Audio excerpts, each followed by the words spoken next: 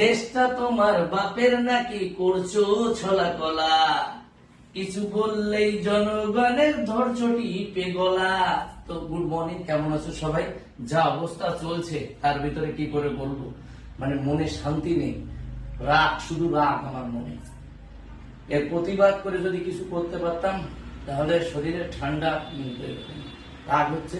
তো সবাইকে রাখি বন্ধনের প্রীতি শুভেচ্ছা, বড়দের আমার প্রণাম। আর সবাই রাখি পালন করো। যে অবস্থা, আকাশেরও ভীষণ বাজে অবস্থা, বলে কিচ্ছু নেই। আমিও ভেবেছিলাম রাখি বন্ধন পালন করব আজকের দিনটা। আগের দিন দিদিরা আমাদের রাখি পরিয়েছিল, সেই ব্লগটা এসে গেছে, দেখে নিও। আর এখন আমি ঘর বাড়ি সব পরিষ্কার করে রেডি টেডি করে আমার মার সাথে আর বাদুর আমরা তিনজনে মিলে একটু আড্ডা মারছিলাম।